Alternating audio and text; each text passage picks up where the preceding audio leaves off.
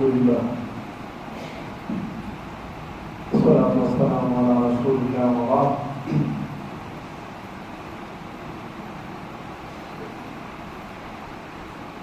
Kwanza kabisa ni kumshukuru Allah subhanahu wa ta'ala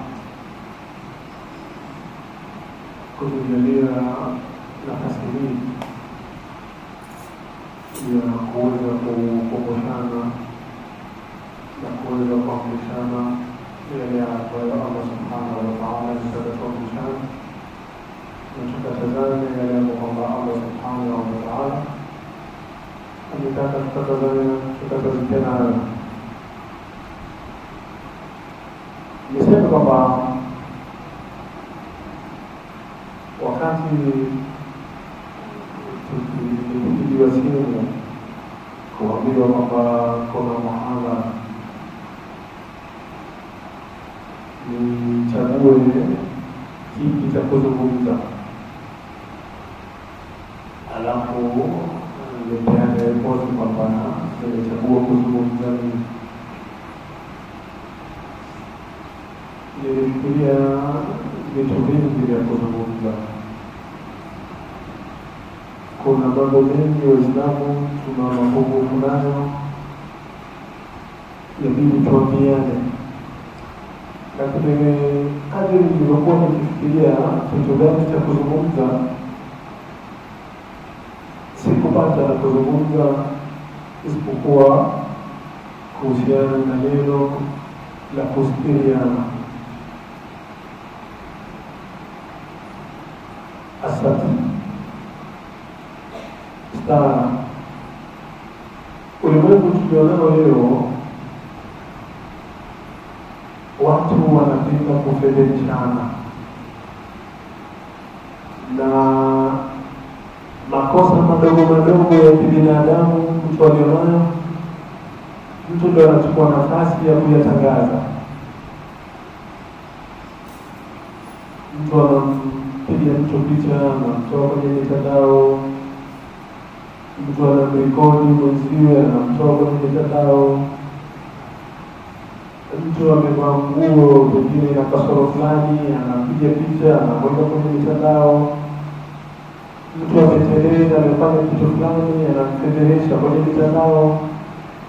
Yaani ukiangalia kwenye mitandao utakuta fedheha nyingi ambazo zimewekwa na mtu hajali, hajui kwamba anamkosea mwenziwe, hajui kwamba analolifanya itakuwa masukuli juu yake. Kwa nini amefanya kitendo kile? Kwa nini kumfedhehesha mwingine? Kwa nini ametoa aibu ambazo kwamba mwenyewe amejaribu kustiri kiasi fulani?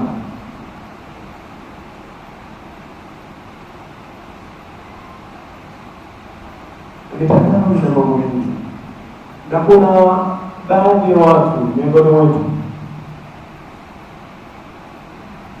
mtu anamdadisi mfanyikazi wa jirani yake, mfanyikazi wa ndani wa jirani yake, ajue mapungufu gani walionayo, ajue kitu gani kinachofanyika pale ndani. Huyu bwana akakosana na mkewe, huyu bwana akafanya kadha wa kadha, ili hali hizi vitu zote anazozitafuta ni kasoro au mapungufu ya jirani yake apate kuyatangaza. Mtume sallallahu alaihi wasallam katika hadithi anasema mtu anajilinda na mambo matatu ama mambo manne. Miongoni mwa mambo hayo ni jarusu, jirani mbaya, ambaye kwamba inraa minka khairan katama, kwako atakapoona jambo zuri analinyamazia hasini, lakini anapoona mapungufu kwako wewe adhaau, analitangaza kwa watu, fulani anakadha, fulani anakadha. Mtume anataka tujikinge na watu kama hao. Yaani Mwenyezi Mungu asikujalie unapata jirani ambaye kwamba mazuri yako anayaficha, lakini maovu ama jambo lolote ambalo kwamba si zuri yeye analitangaza. Huyu Mtume anatuambia tujilinde na jirani kama huyu, tusijaliwe kupata jirani mwenye tabia kama hizi. Na hizi tabia Muislamu hafai kuwa nazo. Hizi tabia Muislamu hafai kuwa nazo, wala mwanadamu. Yani si sifa ya mwanadamu kuwa na tabia ya kuondoa stara ya mwenziwe au kujiondolea yeye mwenyewe stara. Tabia hii Ibilisi.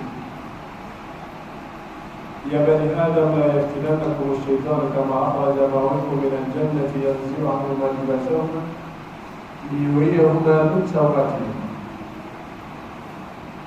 Ibilisi ndio wa kwanza kutoa aibu za watu, ndio kiumbe wa kwanza anajaribu kufedhehesha na kuzitoa aibu za wengine zionekane mahali kwingine. Lama akhta Adam alayhi salam, Adam alipokosea, wakati Mwenyezi Mungu alipomwambia wala taqrabu hadhihi shajara, hili tendo lilipofanyika la kukaribia ule mti, ile sidra ambayo kwamba wanayo Allah akaiondoa, watoto yasikana alimi na wakawa wanajificha na miti ile iliyokona, kwa sababu vazi la stara walilokuwa nalo Mwenyezi Mungu aliliondoa. Kwa hivyo Mwenyezi Mungu amemfanya mwanadamu, ama Allah Subhanahu wa Ta'ala,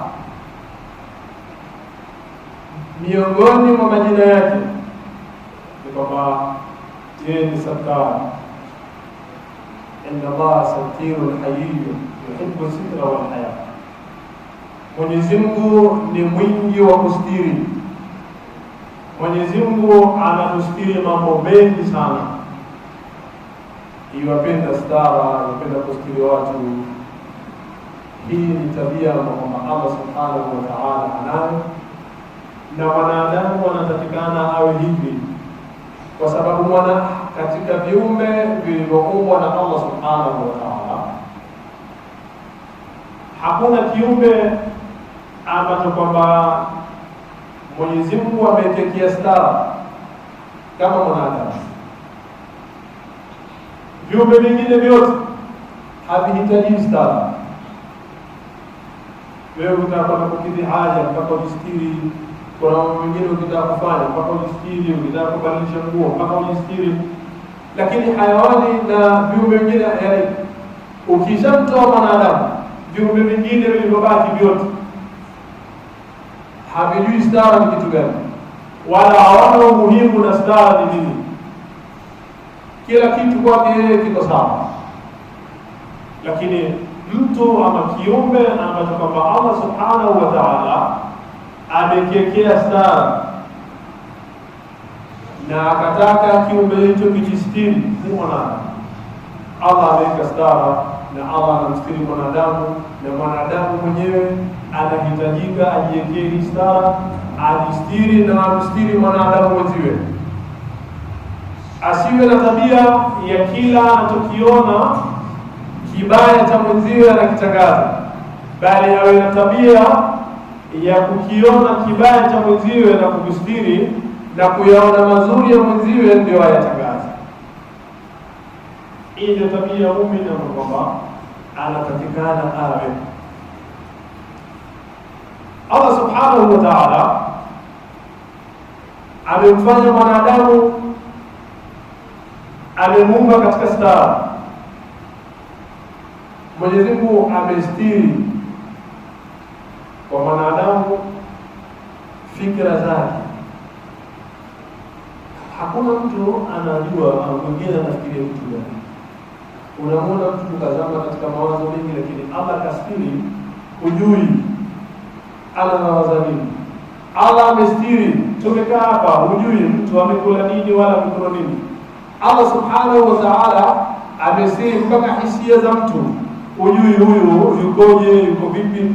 Yani hii yote ni kumtaka mwanadamu, yani kama mwanadamu vitu vyake vyote viwe katika stara ya Allah subhanahu wa ta'ala.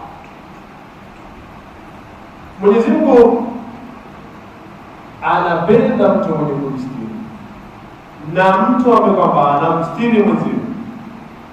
Hivi ni vitendo vibaya, lakini utakuta Allah subhanahu wa ta'ala mpaka vitendo vizuri ambapo kwamba mwanadamu atavifanya kwa siri, Allah subhanahu wa ta'ala anaviwekea malipo makubwa, na Allah subhanahu wa ta'ala vitendo kama hivi anavipenda. Wakati alipozungumzia katika hadithi Mtume sallallahu alaihi wasallam kwamba sab'atu yudhilluhumullah, watu saba Mwenyezi Mungu ataweka katika kivuli ambapo kwamba hakuna kivuli siku ya Kiyama isipokuwa kivuli chake.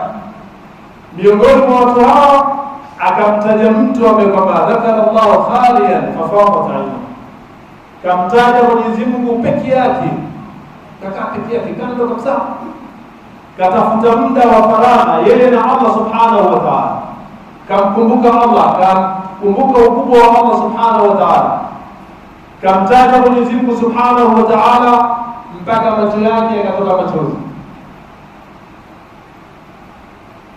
Amefanya hii ibada kwa siri, amefanya ibada hii mwingine hajui, kajitenga na watu, kamtaja Mwenyezi Mungu mpaka macho yake yakatoka machozi. Mwingine akasema, na mtu atakayetoa sadaka kwa mkono wa kulia akaificha mpaka mkono wake wa kushoto ukawa haujui kitu gani kilichotolewa na mkono wa kulia. Kwa hiyo ikiwa kuna kustiri na kufanya vitendo vibaya katika hali ya stara, na vile vile matendo mema Mwenyezi Mungu subhanahu wa ta'ala anayapenda, ikiwa pia mwanadamu atayafanya kwa siri. Ndio mfano mambo haya mawili ya kwamba mtu kamtaja Mwenyezi Mungu peke yake kwa siri mpaka macho yakajaa machozi, na mtu ametoa sadaka akaificha mpaka mkono wake wa kulia wa kushoto usijue kitu gani kilichofanywa na mkono wa kulia. Hii ni kuonesha kwamba Allah subhanahu wa ta'ala anataka vitu vifanywe kwa mpangilio maalum, sio kujifanyia. Amemstiri mwenzio, amefanya amali mbaya, amestiri mwenzio, ameteleza mahali, umejistiri wewe mwenyewe mahali ambapo umeteleza. Na matendo mema pia usiyafanye kwa ajili ya kuwaonesha watu, na matendo mazuri pia ufanye kwa ajili ya Allah subhanahu wa ta'ala, ufiche baadhi ya mema yako unayoyafanya. Lakini mwisho utakuta mwanadamu huyu amekaba Allah subhanahu wa ta'ala amwekea stara, anaifuata hii stara polepole mpaka anaiondoa katika nafsi yake. Mtume sallallahu alaihi wasallam siku moja kapita mahali, kamkuta mtu anaoga. Yeye anaoga maji peupe kama hapo kwenye nje ya msikiti hapo, kaeka maji yake anaoga, hana habari.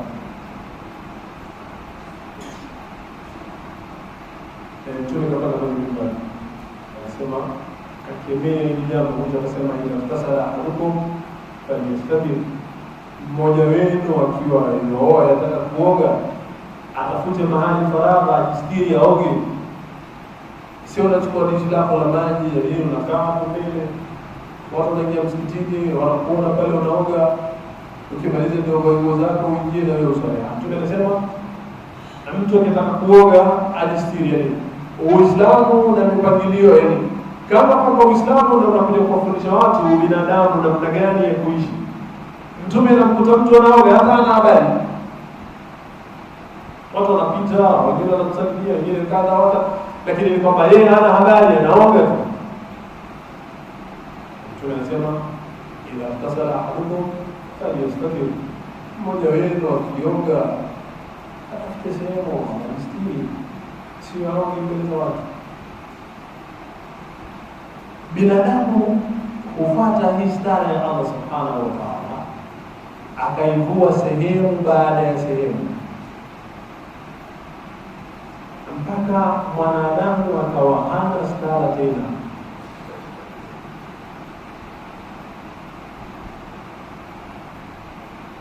mtu anajitoa mwenyewe katika stara ya Allah subhanahu wa ta'ala.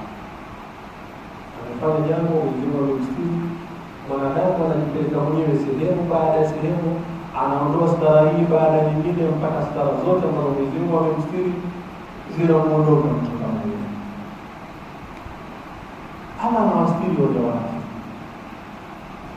iwe umemkosea au umefanya jambo zuri. Katika kile kisa maarufu, habari maarufu ya Musa alayhi salam, alipokwenda na Bani Israili kuomba mvua, baada ya sala mvua haijanyesha, Allah anamwambia Musa alayhi salam, yani mvua haijapatikana kwa sababu baina yenu nyinyi kuna mtu mmoja asi, kalikosea, kafanya dhambi, aondoke ndio mkinaposali, yani ibada hii mkikamilisha mvua itapatikana. Haiwezi patikana mpaka huyu bwana aondoke, musali na mvua itakuja. Musa alayhi salam anaambia Bani Israili, yule ambaye anajua amefanya mkosea Allah subhanahu wa ta'ala, yule anajua ana dhambi, basi aondoke, atoke nje, mvua haijakuja kwa sababu yake. Nani atatoka? Hata hapa msikitini kusema mama, wewe kama wajua kabla baba umefanya dhambi hapa, usije. Kama unaswali na sisi, toka. Unaweza toka.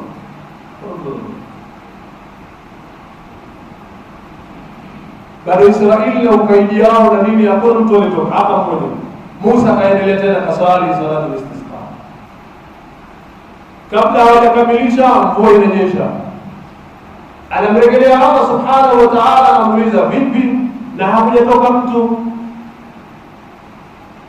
Akamwambia laqad taaba tawbatan qabiltu, yani karudi kwangu kataka msamaha, katubia toba kwa kwamba mimi nimeikubali. Musa akamwambia ni mtu gani wewe? Ni yupi? Yani kama Musa anataka kumjua huyo mtu alikukosea alafu kaleta tauba ukaikubali toba yake, nani hapa? Mwenyezi Mungu akamwambia siwezi kukuonesha kama nilimstiri aliponikosea, nitamfedhesha vipi baada ya shatubia na kurudi kwangu. Kwa hivyo Allah subhanahu wa ta'ala anakustiri ama anamstiri mwanadamu wakati amefanya vitendo vibaya. Allah subhanahu wa ta'ala anakustiri baada ya kurudi kwake. Kama Allah hajakufedhesha wakati unamkosea, kwa nini akufedheshe wakati umerudi kwake? Kwa nini akufedheshe wakati wewe ushaomba msamaha kwa kosa ulilomkosea? Allah subhanahu wa ta'ala satir yuhibbu sitra. Mwenyezi Mungu ni mwingi wa kusitiri.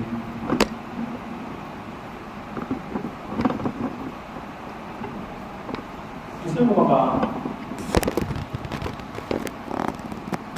kuna bwana mmoja wakati wa Mtume sallallahu alaihi wasallam akiitwa Malik al-Asadi.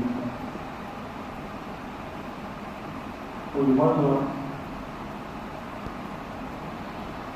kateleza, shetani kampeleka mpaka kaangukia kwenye zina.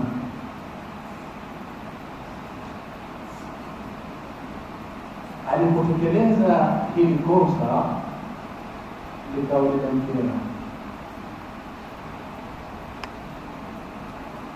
akamwambia mtoto wa miaka akiitwa Hazrat Yazid al-Aslami, akauliza nilifanya kadha kadha kadha. Hazrat akamwambia mpaka walikuwa mtume, leo mzima mpaka kwa mtume, nenda kwa mtume kamueleze, nenda kwa mtume akutekelezea haki. Yani huyu kama anamtaka ushauri, Mahiz anamtaka ushauri huyu kaka anamwambia mpaka kwa mtume. wakatukuana mpaka kwa Mtume sallallahu alaihi wasallam. Akamwambia, ya Rasulullah, zanaitu fatahirni, Mtume wa Mwenyezi Mungu, mimi nimezini, nitahirishe.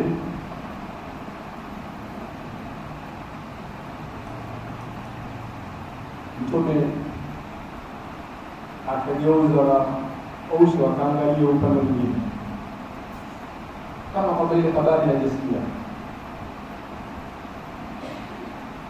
Yule sahaba akamfuata tena Mtume upande ule ulioangalia, akamwambia, ya Rasulullah, inni zanaitu fatahirni, Mtume wa Mwenyezi Mungu, mimi nimezini, naomba unisafishe. Mtume kazunguka tena upande mwingine, yaani kama Mtume anataka kusikia hizi habari. Kuna habari zingine zina aibu kubwa sana, ijapokuwa kwa watu wengine habari ya zina si chochote zile. Watu wanaweza kama hali wakaanza kuzungumza na kusifu na kwamba jana alikuwa kadha na leo kadha, na wala haoni kosa lolote pale kweli, lakini kwa yani ni jambo halifurahishi, ni jambo lenye aibu kubwa mtu kukaa kusema kwamba mimi nimezini, ya Rasulullah, fatahirni. Kama Mtume hii habari hataki kusikia, wewe usazini, basi shaisha hizo habari. Huyu sahaba kamfuatilizia Mtume karibu mara 4. Mtume akamsahaba, pengine kukunywa la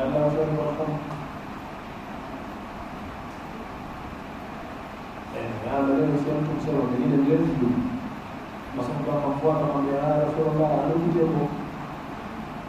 Akauliza, akili yake nzima? Bwana, akili yake nzima? Akamwambia, akili yake nzima. Ukiangalia hizi habari zote, kama Mtume hataki hili jambo lizungumzwe.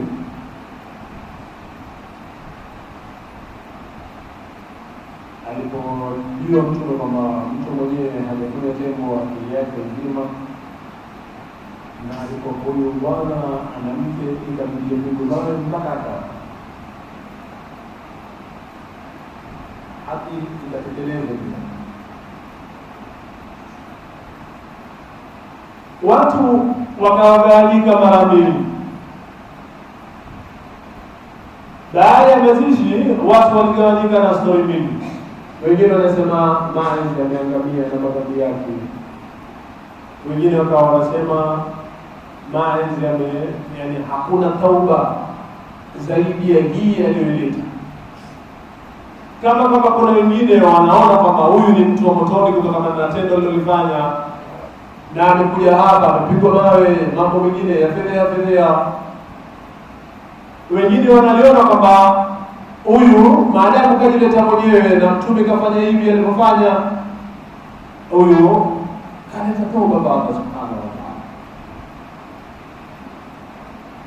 Siku ya pili ama ya tatu Mtume akaja, masahaba wameketi, akawaambia, istaghfiru li Ma'iz, mtakieni msamaha mwenzenu Ma'iz. Akasema, Allahumma ighfir li Ma'iz, Mungu msamehe. Tunasema fakada taubatan law qisimat baina al-umma la wasi'atuhum. Huyu bwana ameleta tauba ambayo kwamba lau utagawanyiwa watu au utagawanyiwa umma, hii toba yake itawatosheleza watu.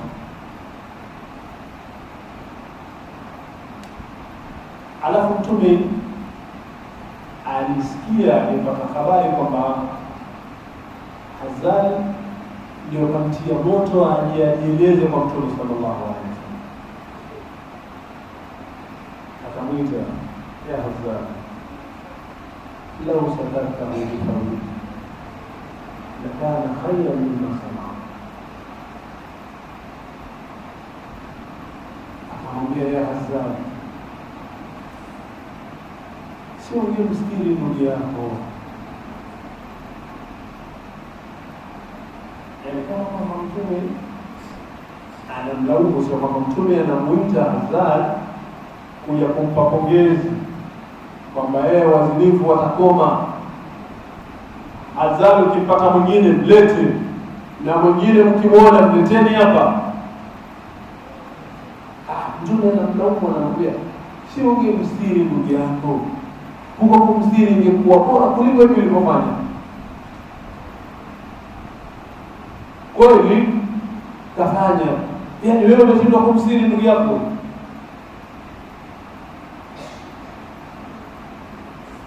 Kama yule mwanamke alikuja kwa Mtume sallallahu alaihi wasallam, akamwambia ya Rasulullah, inni zanaitu, ya Rasulullah, mimi nimezini.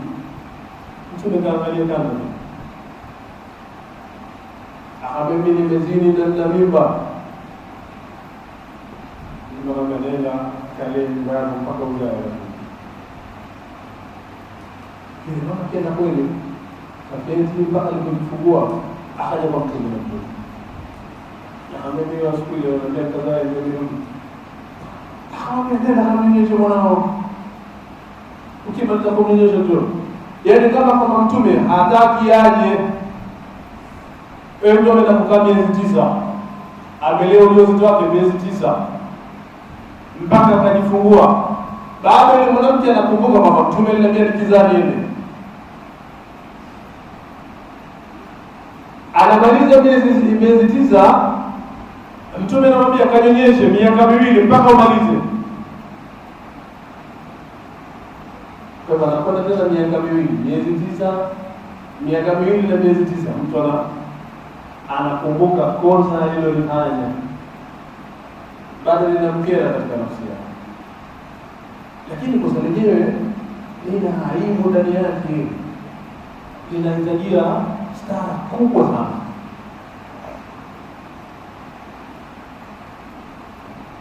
Linahitajia mtu apate ili neno listiriwe. Yule kaenda kakaa miaka 2 ya kumnyonyesha mwanawe, kaja na mwanawe baada ya miaka 2. Kampa na kipande cha mkate kwamba mtoto anakula, kama dalili kumwonyesha Mtume kwamba huyu ashamaliza kunyonya, tusirekebishane tena.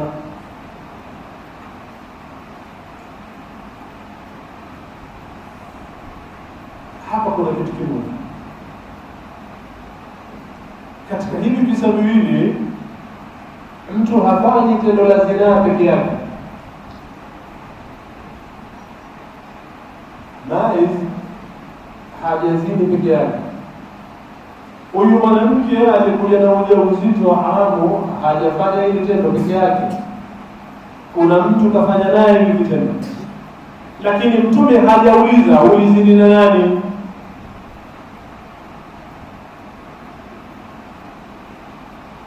Tunaelewana mpaka watu kwenye hospitali na magonjwa ya zinaa, mwanamume huwa hatibiwi peke yake, kama ni mwanamke hatibiwi peke yake. Sasa njoo na yule mwenzio, hawezi kukutibu wewe peke yako, kwa sababu ukikutibu halafu unarudi tena, utakwenda kule unarudiana na maradhi. Kwa hiyo watu wanapokuwa na ugonjwa wa zinaa hospitali, lazima aandamane na yule mwanza wake. Lakini hapa huyu mwanamke na huyu sahaba, hizi visa viwili tofauti, kwamba Mtume aliwasimamishia wao haki. Ajamuuliza wewe umezini na mwanamke gani, mara ngapi? Kwanza hebu kamchukueni, njooni naye hapa na huyo mwanamke. Na yule mwanamke alipokuja akasema ana mimba, hajaambiwa mwanamume yuko wapi, kamtafute, hatuwezi kukushughulikia wewe mpaka mwanamume aje. Huyu alijiondolea stara mwenyewe, kanileta huyu ndiye tulimshughulikia. Ile mwingine alikuja wameshikana mkono, wakaja akasema mimi na wewe tumefanya kadha wa kadha, sawa, lakini Mtume hajamuuliza mwenzio ni wapi, umezini na nani.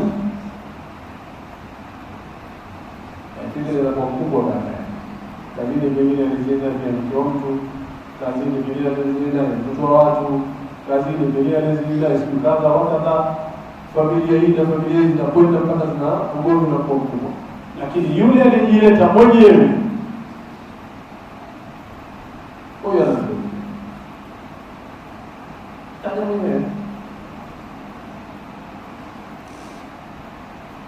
Mwenyezi Mungu kaeka hii stara ya kutofatilizia watu na kuangalia aibu za watu. Kuna mtu ana kazi yake kuangalia tu, kutafuta huyu tukimaliza isha kwake ni huko, mbona huyo kitana huko? Huyu kwake ni huko, mbona alfajiri huyo mpaka huko? Sasa aanze kumfuatilizia, kwa nini huyo kitana huko? Kwa nini huyo kutoka na huko? Gorofa na maradhi ya kufuatilia mambo ya watu. Fanahana Islamu an tajassus wa nahana an tahassus. Uislamu ukatukataza kuchunguzana.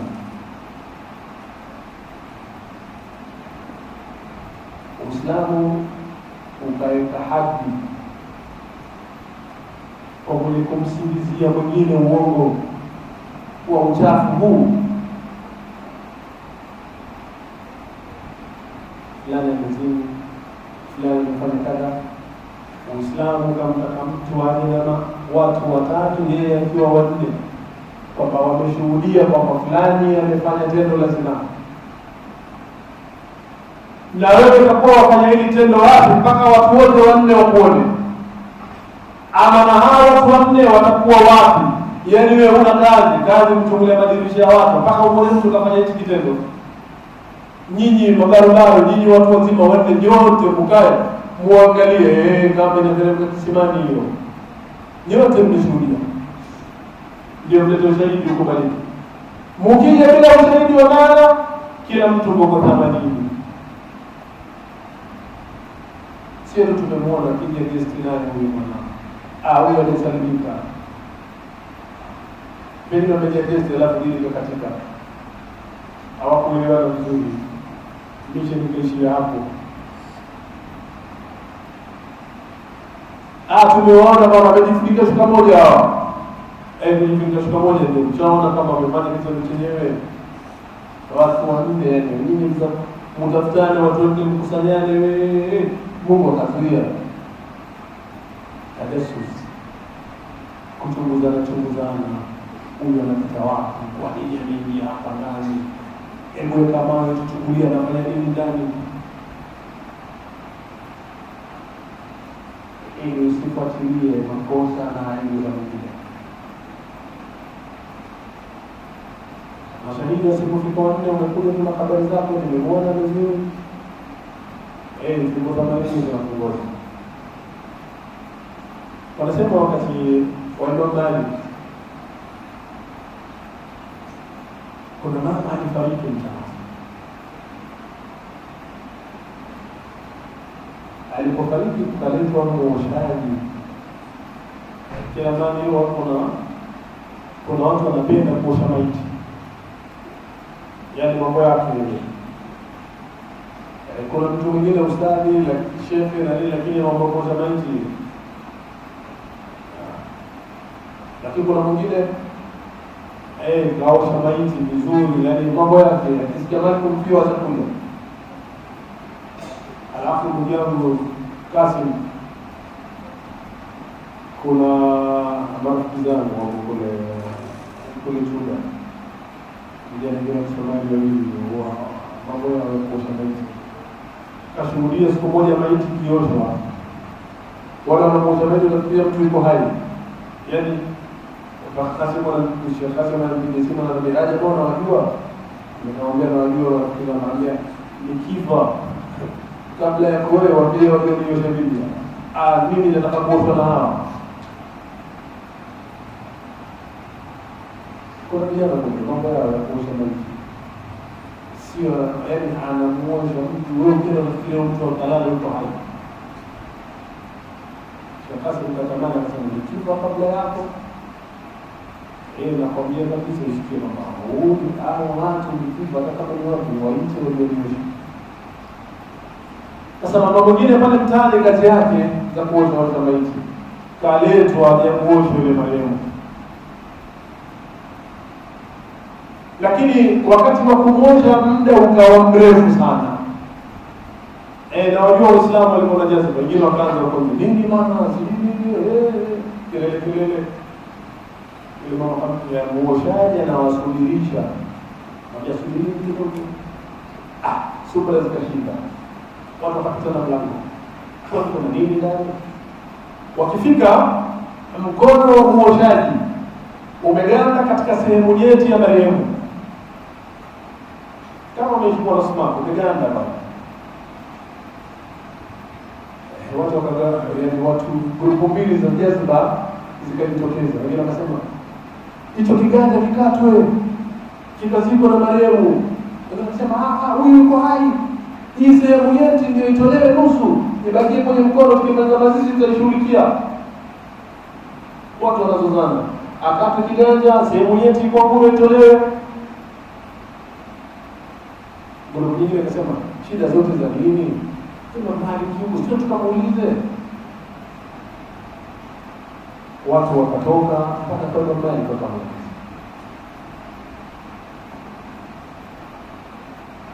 Mbali kaja. Alipokuja kazungumza na yule mshaji. Akamuuliza ilikuwa kuaje mpaka mkono ukaganda hapa? Ile mama kanilala kutoa mkono utoki. Mwoshaji amefanya bidii zote, mkono umeganda sehemu yetu. Akamwambia kabla ya hapo, yaani ukija mkono kwa hauko hapa, ilikuwaje mpaka mkono ukabakia hapa? Akamwambia nilipokuwa nikimuosha huyu mama, nilipofika hii sehemu yetu, nikamtuhumu huyu mama kwamba kabila tumazana hapa, kwamba hii tupo wanaume wengi wameichezea sana. Akamwambia umemtuhumu huyu mama na uzinifu, kwa hiyo utapigwa mboko 80. Maiti hana mtetezi isipokuwa Allah subhanahu wa ta'ala. Kamtuhumu marehemu kwamba huyu mama viwanja sana huyu alipokuwa hai. Kavuruga mtaani sana huyu. Na kumbe mwanamke mwenyewe na mambo haya tofauti kabisa. Nani wa kumtetea? Allah subhanahu wa ta'ala. Mkono ukaganda. Mama akasema huyu apigwe kwa kosa majira za kumsingizia urongo wa uzinifu. Kaanza kutandikwa ile mama. Ilipopiga ya 80 mkono ukaondoka wenyewe. Mkono ukatoka. Wakasema leo hivi dawa ya kufika hivi. Hakuna foto ya kuchukuliwa kwa mtu yote ikiwa na mali kiuko. Grupu ziko mbili, moja mkono mkate ama sehemu yetu ipunguzwe, abakie nayo lakini maliza mazishi kwa kuangalia tutafanyaje. Tutafanya sajari ndio. Lakini mama akasema huyu kamzungumza maneno si sahihi. Kamtuhumu marehemu na uzinifu. Kama kamtuhumu marehemu na uzinifu, mboko 80 za msubiri. Kapigwa mboko 80. Ya kwanza, ya pili mpaka ifika 80, mkono wenyewe ukaachi. Kwa hivyo jambo la uzinifu ama aibu nyingine yoyote hii, huyu levi, huyu sijui, sio wewe uanze kutafuta askari wakamshike mtu sijui levi, sijui anakada wakala, mpe nasaha.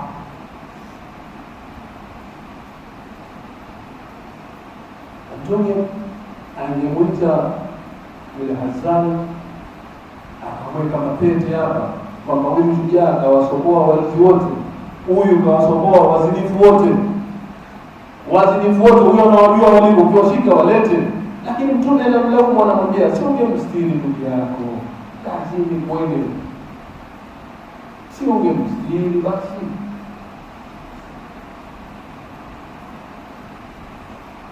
Kwa stara ni jambo kwamba yaani aibu ya mwingine iwe ni aibu yako. Tendo ambalo kwamba ni baya Muislamu amelifanya ama hata sio Muislamu lakini mwanadamu kalifanya kateleza, Uislamu unataka mwenye Uislamu. Uislamu wakati mtu anapotaka Mtume kama kweli ile kwa haki ya mtu apigwe mawe, mtu apigwe mkomia, mtu afanyeje, lakini Mtume hajauliza kazini nani. Mtume analaumu kwa nini usimstiri ndugu yako. Tumalizie kusema kwamba kisa kimoja kifupi tumalizie. Kuna bwana mmoja alioa,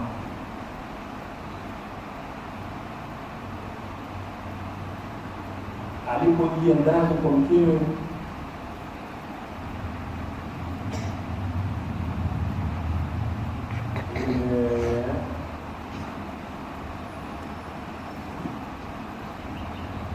kuna bwana alikuja kwenye mtaa fulani. Alipokuja akamuulizia mtu, akasema namtafuta fulani, kataja jina lake, akamaliza. Watu wakamuuliza fulani ni yule, akaangaikana,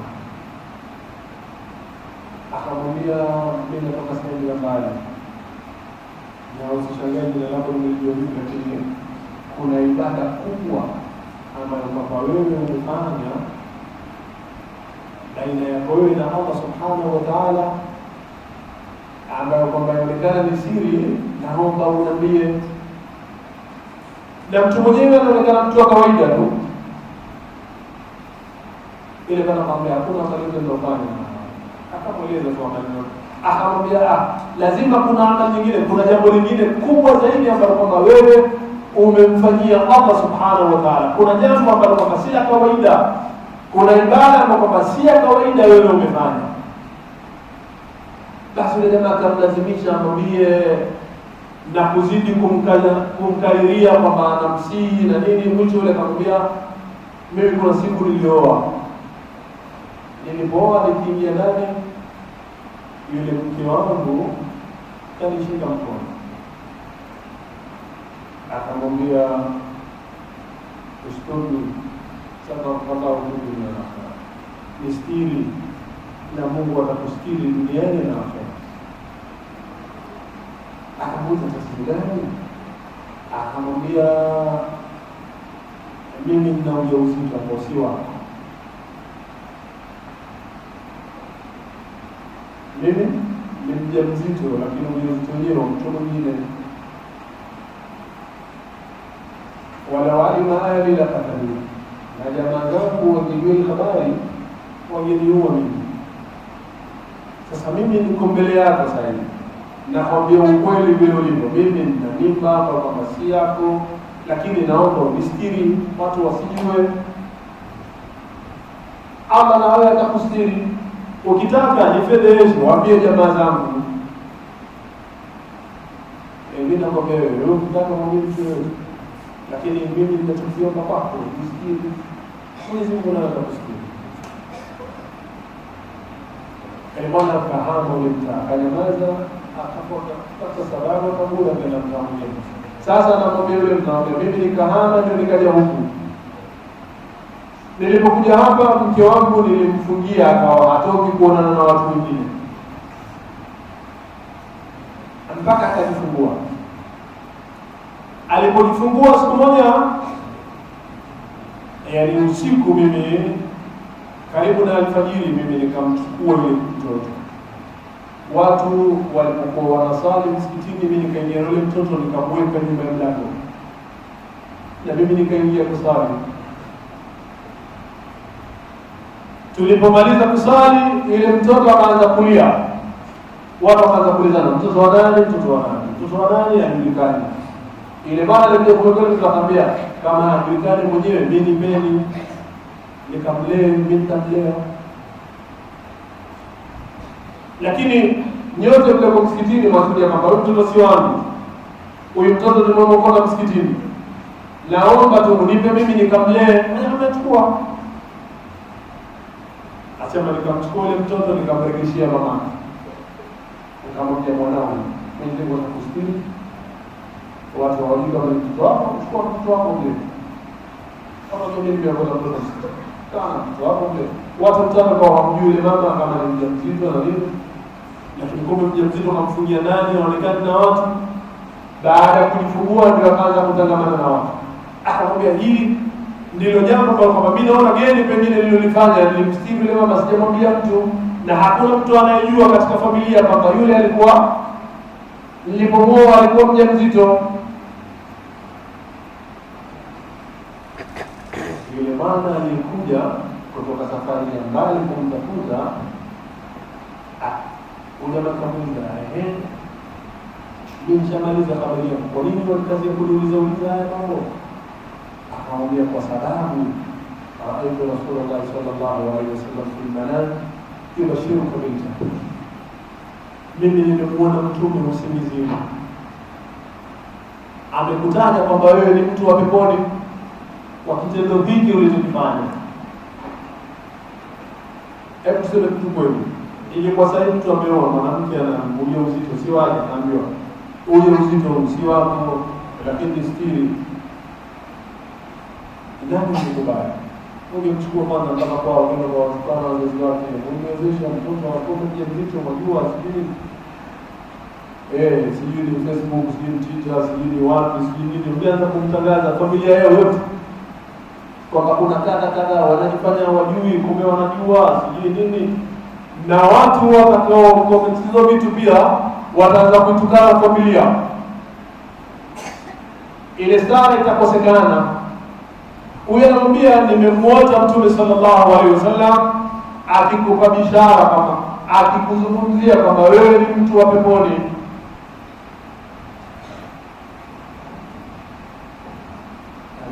Mtume yani yeye kamuotea kwa Mtume sallallahu alaihi wasallam. Mtume anasema lam yabqa ba'di min an-nubuwwati wal mubashirat. Qala wa man mubashirat ya Rasulullah?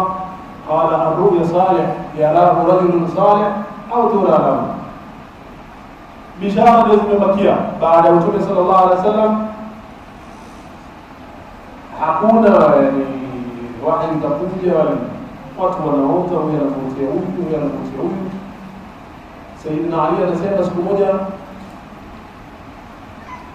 aliota kwamba anaswali nyuma ya Mtume sallallahu alaihi wasallam wakati wa khalifa Umar bin Khattab.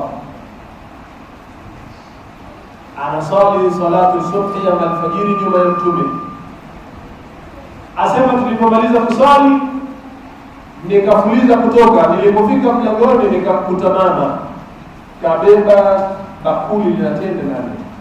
Akamwambia mkono hazi kama kafiri Rasulullah sallallahu alaihi wasallam, chukua hii chombo chenye tende, ndio Mtume wagawanyie masahaba wake. Asema nikachukua nikampelekea Mtume. Nilipompelekea Mtume, Mtume akaokota tende moja akalisha. Asema Sayyidina Ali falamma ra'aytu yaqulu ta'amini qultu zidni ya Rasulullah. Asema niliposikia utamu wa ile tende nikamwambia niongeze ya Rasulullah. Asema walakini sayfatu kabla yazida. Asema mimi niliamka kabla Mtume hajaniongeza ya pili. Hii ni ndoto. Asema nilipoamka ama nilipozinduka kutoka kwenye ndoto, kulikuwa kuna adhini ya alfajiri. Nikajitayarisha kwenda msikitini. Hii si ndoto sasa, ni kweli. Asema nilipokwenda msikitini nikaswali nyuma ya Umar bin Khattab. Tulipomaliza kuswali nikatoka. Nikitoka yule mama niliyemwona kwenye ndoto nikamuona mlangoni. Na chombo chake kinatenda safaria, kanambia chukua hizo tende kampe sahaba wa Mtume Umar au aganyie masahaba Mtume sallallahu alaihi wasallam. Asema nikienda nikampa Umar, nikamueleza. Umar akachukua tende moja akanilisha, nikamwambia zidni ya Umar, akamwambia law anna Rasulullah sallallahu alaihi wasallam zada lazidna. Akamwambia Umar niongeze sana kufikia tano kama vile nilivyosikia usiku. Nikamwambia niongeze tende ya pili, akamwambia lau Mtume usiku angekuongeza ya pili na mimi ningekupa ya pili. Lakini Mtume alikunyima hakukupa, yani uliamka kabla Mtume hajakuongeza tende ya pili. Kwa ndoto njema, huyu mama ametoka alikotoka. amekuja kumtafuta kwa jina fulani bin fulani, ndio anamtafuta, akaambiwa huyu hapa, habari yake nini, anamuoji, kumbe ana habari ndefu sana, habari ya kutisha, kwamba mtu mwingine yoyote wa kawaida hawezi kuvumilia kwamba leo ndio umeoa na mwanamke anakwambia ujauzito nilionao si wako, wewe umeniwa lakini ujauzito. Kwa hiyo ni siri, kama ndio mwana kusiri. Na wakati nimemuota Mtume akupa bishara, kaeleza kwamba wewe ni mtu wa peponi. Kwa hiyo ndugu Islam, kitu kusiri, Mwenyezi Mungu tumesema satirun halim yuhibbu sitra wal haya. Mwenyezi Mungu ni mwingi wa kustiri. Mwenyezi Mungu ametaka sisi tustiri mambo yetu, tusifanye tu, tusikurupuke tu. Umeona kitu, umeanza kusema, umeona jambo, umeanza kulisema. Nasema siku ya Kiyama wale wenye tabia ya kujistiri, wale wenye tabia ya kufanya sala za kutotangaza aibu za watu, kutotangaza kosa yeye alilolifanya, tunasema kullu lazima ila mujahid, watu wote wanasamehewa isipokuwa wale wanaotenda dhambi alafu wakaanza kujitangaza. Umefanya mambo yako usiku, umevuruga, alafu mchana ikawa linakukera, unamtafuta mtu umwambie jana bana, wewe hukuwa malaika yako walikuwa jana bana, tulienda kadha, tukafanya kadha. Na Allah subhanahu wa ta'ala amekustiri, hakukufedhesha katika mambo uliyofanya. Lakini unaamka asubuhi na hamu ya kueleza uovu na uchafu uliofanya. Nasema siku ya Kiyama Allah ataweka kama vile stara baina ya yeye na yule mja mwenye tabia ya kustiri vitu, ya kustiri makosa yake, kustiri mapungufu yake. Alafu Allah anamkaribia yule mtu, anamuuliza, wakumbuka siku fulani ulifanya kadha wa kadha. Haya yanakuwa ni mazungumzo baina ya Mwenyezi Mungu na yule mja anayependa kustiri wakiwa watu wengine hawasikii.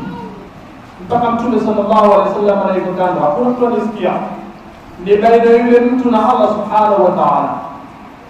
Allah ameweka pazia, anamuuliza tena kwa upole, fulani wewe si wakumbuka siku fulani ulifanya kadha wa kadha?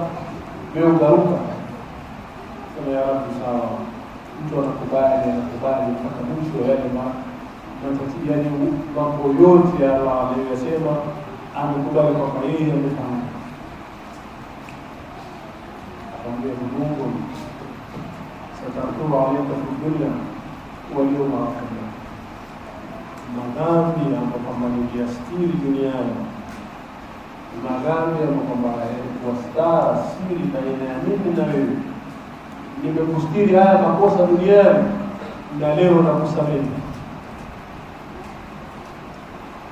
Yani ukiangalia umepata faida kubwa kwamba wewe umestiri makosa yako. Allah amekustiri hapa duniani, alafu akhira Allah anakuita fasiri, anakukumbusha kufanya kadha. Ya Rabbi, kweli haya dhambi nilikustiri duniani na leo mimi nakusamehe.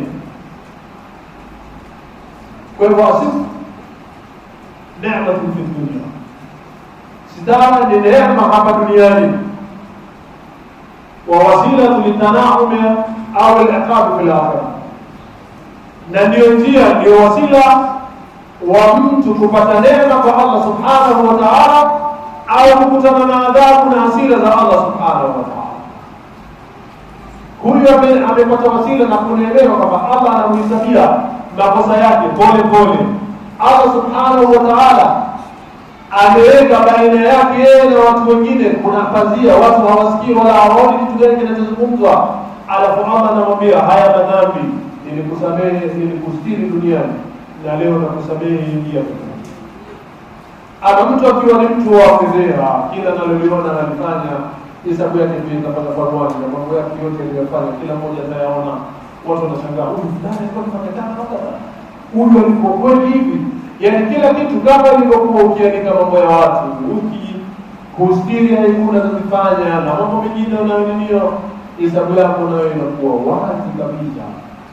Kila mtu anaona kitu gani. Ndio Islam. Lazima tujifundishe namna ya kujistiri juu ya makosa tunayofanya.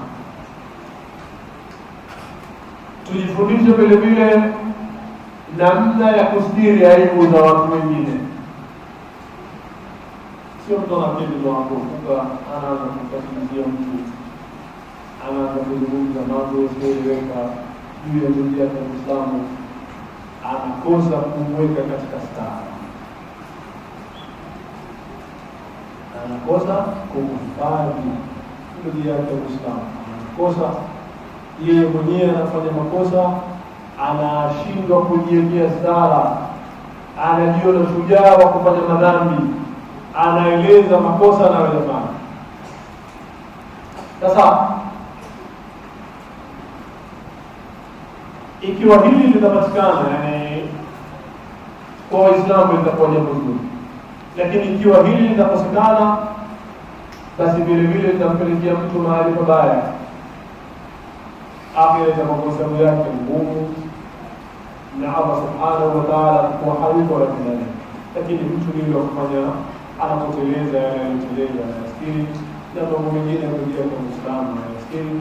Lakini ikiwa mtu ni fadhili anafanya mambo wazi watu wote yani wanajua uongo wake, huyo hana haja ya kusikiliwa, kwa sababu yeye mwenyewe ni muongo na anatangaza kila jambo analolifanya na anaandika kila kitu anachofanya. Kuna mtu kila kitu anachofanya kwenye mitandao. Utajua leo ametoa gari jipya, utajua leo amepata jipya, leo sio amefanya kadha wakati, sijui leo amefanya nini na nini. Yaani kila kitu anachofanya yeye kiko kiwe kizuri kiwe kibaya, yeye hajali. Bora watu wameona, watu wamemsifu, watu wamezungumza kadha wakati. Hivyo ndio mtu anakuta hii mitandao iliyoko za wakati mwingine inatupelekea mahali pabaya. Sio kila jambo tunaloiona tunalitangaza kwa wengine, kila jambo tunaloiona tunaliandika tu. Mtu mmoja amevaa soksi imetoboka, anaanza kupiga picha, anachukua video kuanzia soksi ile imetoboka, anakuja naye hapo juu, anasema huyu ndio amevaa soksi imetoboka.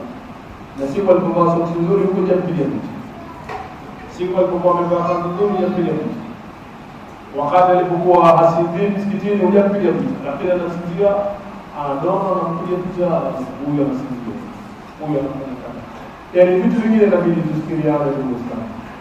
Na leo nasikia ndio muhadhara umeisha.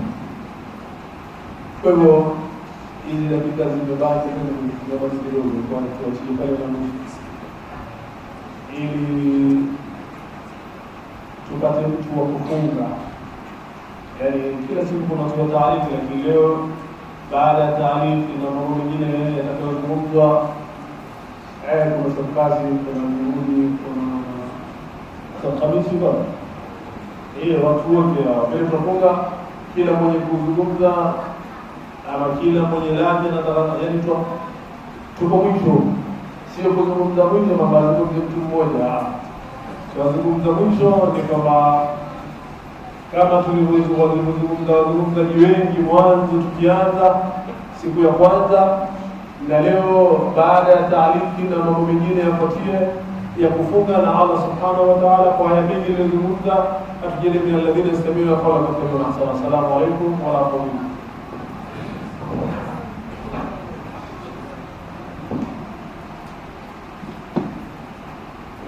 Assalamu alaykum wa rahmatullahi wa barakatuh.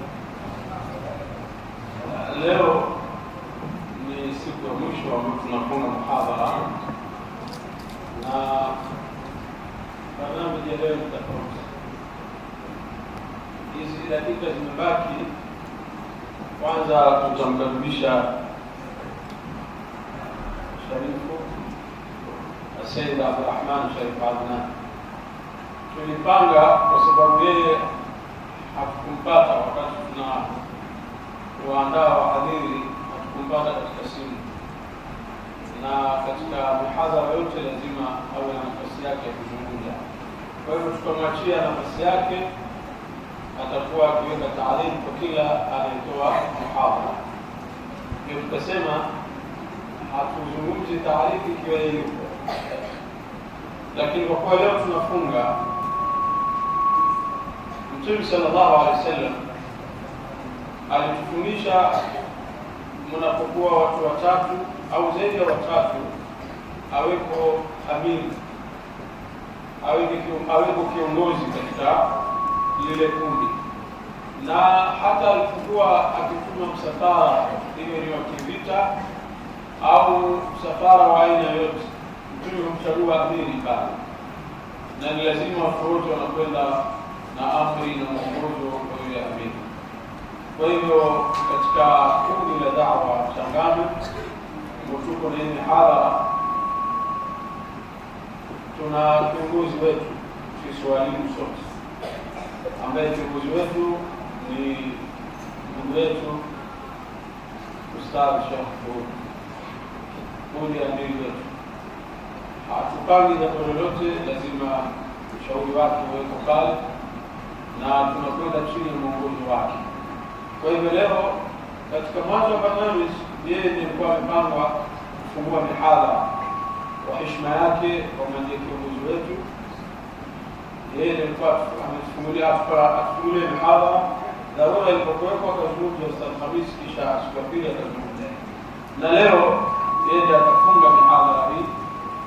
Atazungumza kwanza Sharif Abdurrahman, taarifa ya yale yalizungumzwa, kisha baadaye atafunga mihadhara hii kiongozi wetu kama tulivyoeleza Sheikh Musa.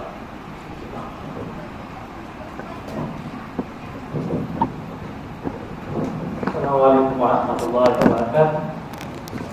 Bismillah wassalatu wassalamu ala sayyidina Rasulillah wa ala alihi wa sahbihi wa man wala, amma ba'd. Alhamdulillah ala kulli hal. Mawaidha yalikuwa mazuri, unwani ni nzuri, msato umuhimu wa kustiri, na Qur'ani imetufundisha, na Mtume Muhammad alayhi salatu wasalam akafundisha faida ya kustiriana na hasara kutostiri mwenzako. Na mawaidha yameelezwa kwa urefu, kwa upana, yameeleweka, yameeleweka. Isipokuwa tu kama alivyosema ndugu yetu Ustadh kiongozi wetu, na yeye alizungumza kwa elimu na usulubu wa tawadhu, kwa kiongozi wetu kwa juhudi, yeye ndio kiongozi wetu, bali ni kiongozi kwa kuwa ni mkubwa kusini kwa miaka, ni mkubwa kwa ilmu, kwa elimu anazozidi, ni mkubwa kwa tawadhu, kwa kunyenyekea wake, na tawadhu yake na warahu kwake yote yako hapo. Faida ya kustiriana ni kitu gani? Tuambiwa idha aradta, wewe ukitaka kubakia sabaka fi sadrillah, unataka kubakia katika siri ile stara ya kwa Mwenyezi Mungu, stara yako bakie, basi wewe wala taksi, usifungue zile stara za watu wengine, kwa sababu kila mmoja ana stara yake, ana pazia zake, amegewa na mambo yao yamestiriwa. Sasa wewe ukitaka ubakie katika stara yako, basi usistiri zile stara za watu wana waja wa Mungu, na ukitaka aibu yako ibakie kutojulikana, basi usifuate aibu za watu. Ukianza kufuata aibu za watu, ujue umefungulia mlango wa aibu zako kutangazwa, kwa sababu mambo yanakwenda katika barabara mbili, moja ya kwenda, moja ya kurudi. Wazungu wasema ni two way traffic. Ukienda hivi na mwenzako arudi hivi, Kwa hivyo ukitaka kubakia katika stara ya Mola, usifungue stara za watu wengine, waja wa Mungu katangaza. Na ukitaka aibu yako zibakie vile vile, zisijulikane, zilale katika sanduku zilizofunikwa, usende kufungua masanduku ya aibu ya watu. Utakapokwenda kufungua aibu za watu, aibu zako zitakuwa wazi. Kwa Imam Shafi anatuambia katika mashairi yake mengi marefu, akasema wa ainu ridha an kulli aibin kalilati wa ainu sahti tubdi almasawa. Wa ainu ridha, yani jicho jema, jicho zuri, yule mtu mwema, mtu mzuri, an kulli aibin kalilati, hajisumbui kutafuta aibu za watu, na akiona pia kambe hakuiona. Lakini nasema wa ainu sahti, yale majicho mabaya, yule mtu mbaya, tubdi masawia, yule mtu mbaya kazi yake yeye atafuta ovu, atafuta baya. Mtu anakuja auliza hawa nini hawa? Hawa wako msikitini, kuna mihadhara. Basi katika watu wote, katika watu wale wenye kusikiza wale wenye kueleza, yani hatafuti zuri, kazi yake kutafuta baya. Kama mfano wa nzi, kazi yake yeye atakakutoa mahali pabaya, ndio mtu mbaya. Lakini tuwe kama alivyotaja Imam Shafi, wa ainu ridha an kulli aibin kalilati, tuwe ni watu ambao kwamba wenye wana njema, watu ambao kwamba wanakutafuta mambo mazuri, mabaya hana haja nao kuwatafuta.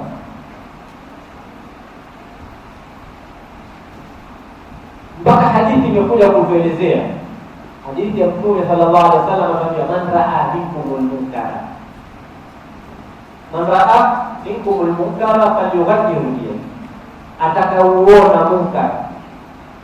Sio kwenda kutafuta munkar kwa wapi, ukatafuta watu wamejifungia majumbani mwao, wafanya mambo yao ya siri, wameenda sehemu wafanya, usiotafuta.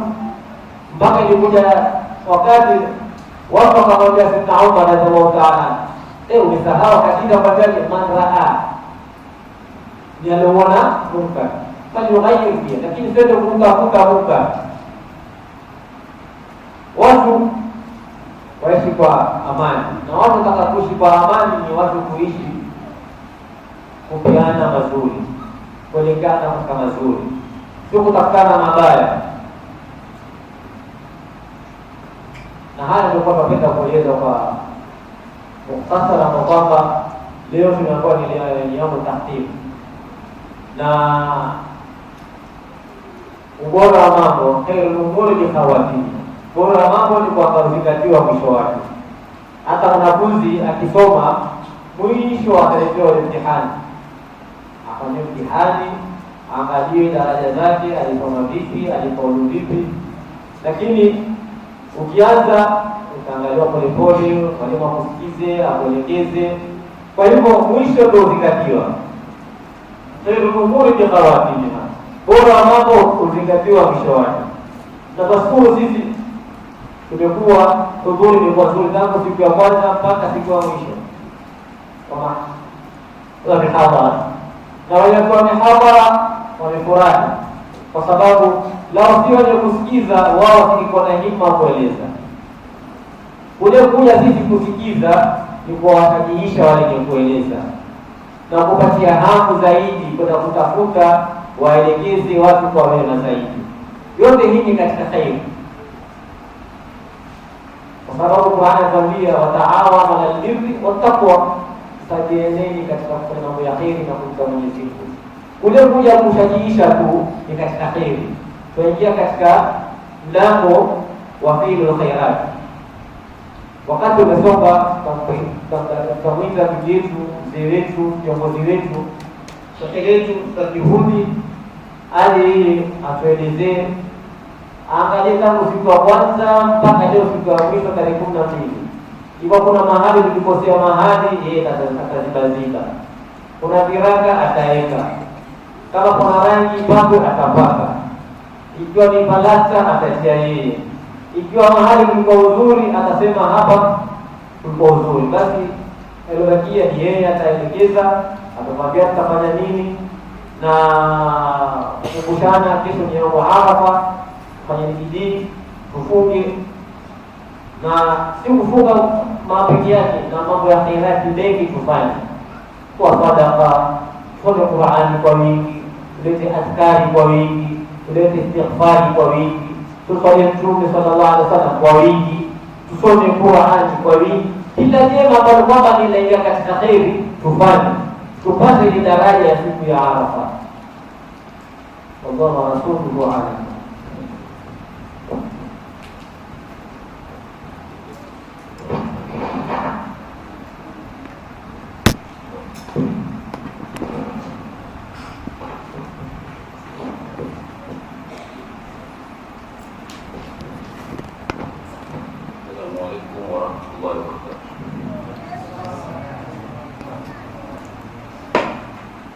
Tunashukuru Allah subhanahu wa ta'ala pamoja na kusalia kiongozi wetu, mwalimu wetu mpenzi cha Allah subhanahu wa ta'ala, Mtume sallallahu alaihi wasallam.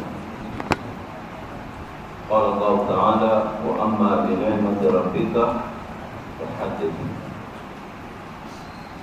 Kwanza ni kushukuru yeye Mwenyezi Mungu kwa yote ambayo tumeanza kuanzia mwanzo mpaka siku ya leo ya mwisho. Alhamdulillah. Kwa sababu lao tawfiki yake Mwenyezi Mungu usingepeleka jambo hili mpaka litafika mkomo siku ya leo kwa hali hii nzuri na ya kupendeza. Pili, tunashukuru wale wasisi jambo kama hili, sababu mambo haya mara nyingi ilikuwa tukisikia kujini hadhara nje ya Changamwe, lakini alhamdulillah mashaka zetu wa Changamwe kwa Sheikh Qasim ila Sayyid Rahman na wengineo ambao tulikuwa nao wakaleta fikra hii, tukaleta mashaikh mbalimbali, tukaweza kushirikiana katika jambo kama hili, na wale waadhiri wote ambao walikuwa wakipangwa. Fikra hii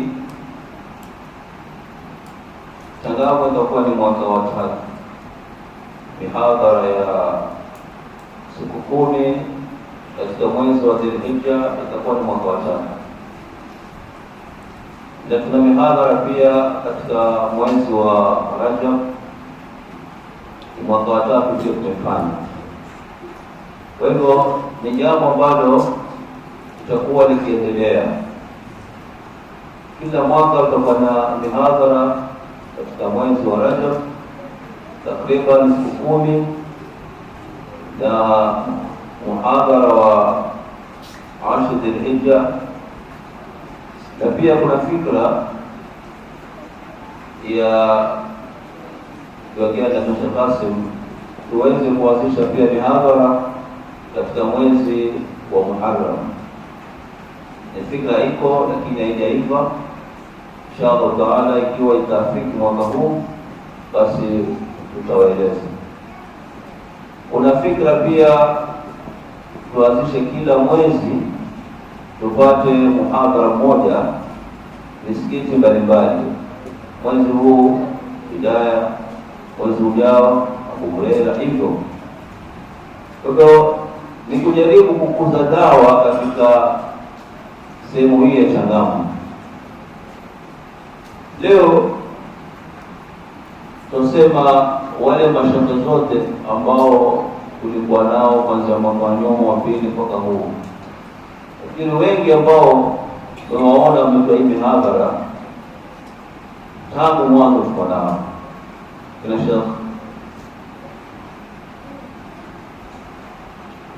Sheikh Mahmud kutoka Suda mwaka jana tulikuwa naye, na mwaka huu alipoalikwa pia hakuwa na usuru yoyote, na ashatueleza bana, yeye iko tayari mwaka kila mara kila mwaka yeye iko tayari, alhamdulillah. Kwa hivyo tunawashukuru pia wale mashehe zote ambao walitoa muda wao na nafasi zao, wakawa wanatuwaidhisha na kuelimisha kwa kichache ambacho Mwenyezi Mungu Subhanahu wa Ta'ala amewaruzuku. Leo siku ya mwisho kuhitimisha na watu msitu huu, tunawashukuru ikiwa ni kamati na maratibu ambao walitupokea baada ya kupata tangazo hili kwamba mara hii mihadhara itakuwa hapa. Alhamdulillah. Wale ambao tulikuwa nao kuanzia mwanzo mpaka mwisho katika kusikiza na kushajiisha wale wenye kuzungumza, hatuna la kuwalipa isipokuwa hiyo mumejengea ni akiba yenu tukotaikuta katika mema yenu siku ya Kiyama. Na kuna watu hapa walikuwa wakijitolea kila muhadhara, watuletea maji, watuletea juice, watuletea biskuti, watuletea peremende, watuletea tende. Ile ni nafasi fulani wamejinyima, wakaona kwamba na yeye pia changie katika muhadhara huo, kuleta japo ni tende, japo ni maji, japo ni biskuti. Mwenyezi Mungu ajalie thawabu hizo zikawasaidie kesho mbele ya Mwenyezi Mungu Subhanahu wa Ta'ala. Tuna washukuru pia Ustadh Muhammad na Sheikh Mahmud na familia yao kwa kujitolea kupeperusha hii mihadhara katika YouTube. Pia hii ni taklifu ambayo wamechukua, na hakuna mtu alikuwa akiwasaidia labda ya kupeperusha hii vitu, kwa sababu kuna gharama. Wamejitolea kwa mwanzo mpaka mwisho. Lillahi Ta'ala, Mwenyezi Mungu ajaze kila la kheri. Sisi hatuna cha kuwalipa ila ni kuombeana dua, na mwakani kama tulivyoshirikiana uzidi. Leo katika mikutano ya siasa, mkutano utakuwa Likoni, ataalikwa mtu kutoka Changamwe atakwenda. Mkutano wa siasa utakuwa Kisauni, mtu wa Likoni atakwenda. Lakini mihadhara ndani ya Changamwe mtu ana uzito kufika. Kwa hivyo ni mambo shetani huwa anatupa kwamba kuna uzito, kuna shughuli, kuna nini, lakini mambo ya dini nataka tujitolee zaidi kuliko yale mambo ya dunia. Inshallah Taala, mimi nimekuwa si mwenye kutadhari kwa Sharifu na shamaliza. Mimi nilikuwa yangu ni kalima tushukuru, na kusema kweli katika wale waliozungumza basi ya mwanzo muhadhara mpaka mwisho, aliyezungumza sana ni Sharifu, kwa sababu unajua muhadhir akipanga muhadhara wake atakwenda kujiandaa. Sasa najua haja kuzungumza nini, lakini yule mwenye kutatariki huwa na kazi ngumu. Sharti tariki yake iende kulingana na mazungumzo, na huwa hapangi tariki utapanga nini mpaka usikize kwanza. Kwa hivyo ilikuwa na kazi ngumu, ilikuwa ni Sharifu. Yesu ambarikie. Jamani, hapo inshallah tutakoma. Kwa hivyo hizo mtego ndio tumeeleza, tutaketi na lujna na wale husika, ikiwa itakuwa ya Muharram tutajulishwa na ile mengine inshallah. Fikiri shakasa tumefikisha dua atupe shakama inshallah.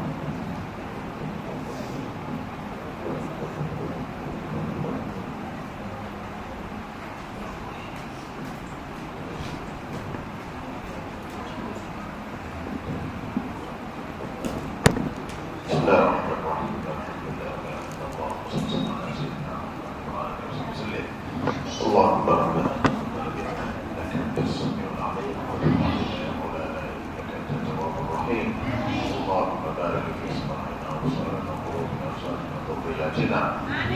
أخطأنا يا مولانا إنك أنت التواب الرحيم. اللهم سهل لنا ما بيت بنا وأتنا في توفيقنا في بدل فيه المقادير وحول لنا كل عسر إنك على كل شيء قدير برحمتك يا أرحم